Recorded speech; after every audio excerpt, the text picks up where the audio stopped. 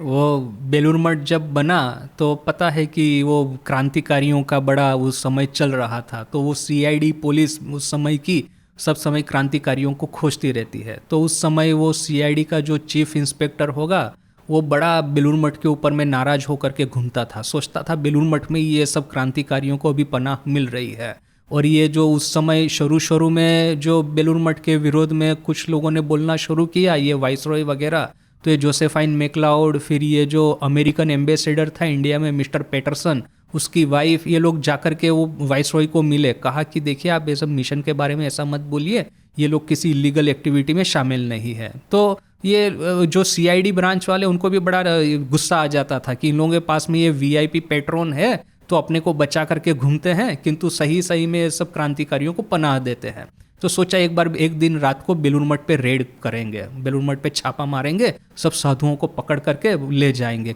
Jail में और पिटाई करेंगे, पता चल जाएगा कि कैसे वो ब्रिटिश गवर्नमेंट के विरोध में काम करते हैं। तो अभी हुआ ऐसा, ये प्लान बन रहा था सीआईडी में, तो कुछ डिवोटी अपने वहाँ पे थे, तो वो सीधे आकर के राजा महाराज को बोल दिए, राजा महाराज उस समय प्रेसिडेंट है, बोला कि महाराज देखिए आज रात को सीआईडी वाले यहाँ पे रेड करने वाले हैं, साधुओं की हो सकता है पिटाई भी करे, पता नहीं ठाकुर घर की पवित्रता भी भंग करे, तो अभी क्या करे बताइए। तो उस दिन रात को ऐसा टेंशन फैल गया पूरे बेलूर मठ में, सभी साधु लोग आकर, और ये ब्रिटिश गवर्नमेंट है, आप क्या कर लेंगे उनके सामने, सीआईडी का पावर जबरदस्त पावर था। और ये सब क्या है ना कि ये ब्रिटिश लोग आपस में मिले हुए थे, वाइसरॉय एक स्टेटमेंट देगा, सीआईडी जाके दूसरा कुछ करेगा, तो सब तो मिली भगत थी भीतर में, वो जज लोग भी उन्हीं के साथ में चलेंगे, तो पूरा सोसाइटी मने जो पावर, सॉलिड पावर इन लोगों के पास में था, अपने पास में कुछ नहीं है। तो सभी लोग राजा महाराज के घर के सामने इकट्ठा हो गए, तो राजा महाराज वहाँ पे बैठे हैं, तो पहले तो थोड़े ध्यान में चले गए,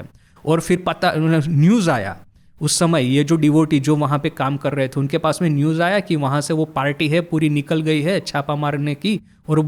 गंगा में नौका में बैठ करके गंगा में से आ रहे हैं, अभी बेलूर मठ के पास में आधा रास्ते पहुँच गए हैं। तो ये राजा महाराज को बताया कि आधे रास्ते तक पहुँच गए हैं, अभी क्या करें। तो राजा महाराज कुछ नहीं बोलते, चुपचाप बैठे। फिर उन्होंने क्या किया, एकाएक कि गंगा की ओर देख करके हवा में ऐसा कुछ निशान किया, कुछ साइन वगैरह कुछ किया, ऐसा कुछ किया, फिर से आराम से बैठ गए। अभी सभी भक्त भी बैठे हैं, साधु भी बैठे हैं, सब लोग देख रहे हैं कि अभी राह देख रहे हैं कि वो लोग आएंगे, रेड करेंगे, पता नहीं क्या से क्या होगा, मर्डर भी कर दे, तो कुछ ठिकाना नहीं है अभी। तो सब लोग चुपचाप बैठे हैं, पूरी रात बीत गई, कोई नहीं आया। फिर ये जो डिवोटी था जिसने ये न्यूज़ लाया था, भीतर का अपना आदमी, वो गया ऑफिस में और खबर निकाला कि क्यों, क्या हुआ, आधे रास्ते तक तो पहुंच गए, ऐसा न्यूज़ तो आया था, उसके बाद क्या हुआ। तो फिर न्यूज़ ऐसा मिला कि वो जो चीफ इंस्पेक्टर था आधे रास्ते पे आकर के एकाएक रुक गया, पता नहीं उसके मन में क्या आया, वहां से नौका रिवर्स करके वापस चला गया।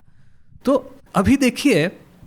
कि सही सही में ठाकुर पे विश्वास है, ठाकुर का नाम लेकर के बेलूर मठ की स्थापना की है, पूरे ब्रिटिश गवर्नमेंट की आंखों में हमने उंगली डाली है, तो उस समय हम बच गए थे। तो कैसे बच गए, ठाकुर की, राजा महाराज की शक्ति से ही तो बचे हैं। तो उस भयानक शक्ति से यदि हम बचे हो, तो ये सब आजकल तो छोटी मोटी शक्तियां हैं, क्या है, डेमोक्रेसी है, अपना खुद का राज्य है, ज़्यादा से ज़्यादा क्या बिगाड़ लेंगे। रामकृष्ण संघ की शक्ति आज देखिए कि प्राइम मिनिस्टर, प्रेसिडेंट, सब लोग हमको स्वीकार करते हैं। सो आज तो हमारे सामने ऐसा कोई चैलेंज है ही नहीं, थोड़ी सी भी ठाकुर पे श्रद्धा होगी, हमको कोई हमारा बाल भी बांका नहीं करने वाला है।